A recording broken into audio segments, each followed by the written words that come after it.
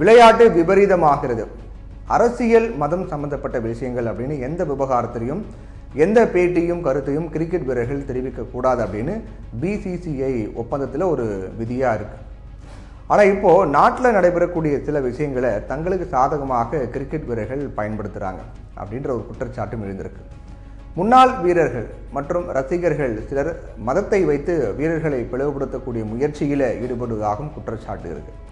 நாட்டில் இப்போது ஒரு கட்சி ஒரு விஷயத்தை விரும்புகிறது அப்படின்னா அதை பற்றி நாமும் பேசினால் நமக்கு அணியில் இடம் கிடைத்துவிடும் என்று சில கிரிக்கெட் வீரர்கள் இந்த மாதிரி செய்கிறாங்களா அப்படின்னு தெரியல.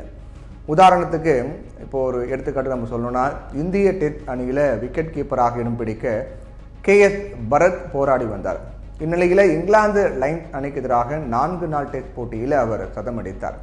அப்போது மத ரீதியான சில செயலை KS பரத் செய்து காட்டினார். அப்போ ரசிகர்கள் சிலர் பரத்துக்கு இந்திய அணியில் இடம் கொடுக்க வேண்டும் என்று சமூக வலைதளத்தில் அழுத்தம் கொடுத்தாங்க.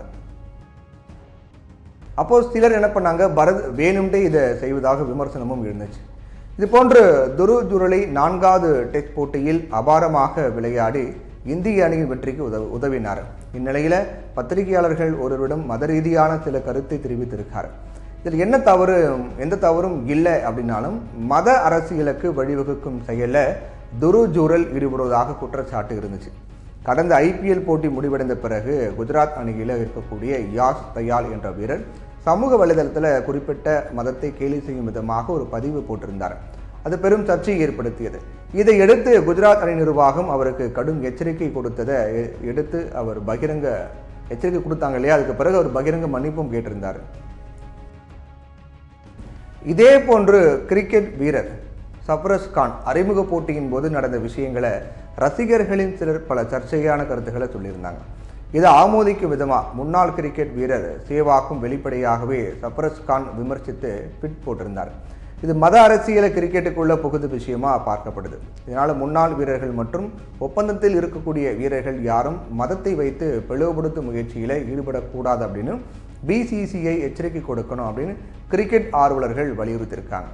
இது மட்டும் இல்லாமல் ஒரு காலத்தில் சச்சின் டெண்டுல்கர் போன்ற வீரர்கள் மத நல்லிணக்கத்தை வலியுறுத்தும் வகையில் விளம்பரங்களில் நடித்ததாகவும் அதே போன்று ஒரு விளம்பரத்தை BCCI எடுக்க வேண்டும் அப்படிங்கிற கோரிக்கையும் ரொம்ப வலுவாக முன்வைக்கப்பட்டு வருது.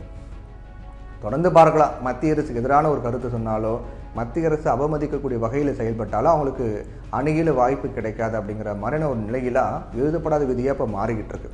இதெல்லாம் மாறணும். அதே போன்று எந்த ஒரு இப்போ சமீப காலத்தில் நம்ம பார்த்தோம் கிரிக்கெட்டில் ஒவ்வொரு வீரருடைய மதத்தை வைத்து ரசிகர்கள் கேலி செய்வது, அவர்களை ஆத்திரமூட்டும் வகையில் செயல் செய்வது, பேட்டிங் பண்ணிவிட்டு அவுட் ஆகிட்டு அவங்க பெவிலியன் திரும்பும் போது அந்த வழியில் இருக்கும் ரசிகர்கள் மதத்தை வைத்து பிரச்சாரம் செய்வது, அவர்கள் கேலி செய்வது, இந்த மாதிரி விஷயங்கள் நிறைய நம்ம நடந்துட்டு இருந்தது.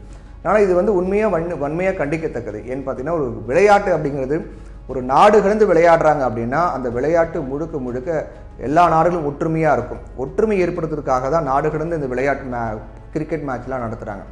ஆனால் அந்த எதுக்காக நடத்துகிறாங்களோ அந்த நோக்கத்துக்கு எதிரான செயல்கள் நடக்கும்போது தான் ரொம்ப வேதனையாக இருக்குது. உடனடியாக இதை தடுக்கணும். விளையாட்டை விளையாட்டாக மட்டும்தான் பார்க்கணும், இல்லை விபரீதமாக மாறும் என்பதுதான் நிதர்சனமான உண்மையாக இருக்குது.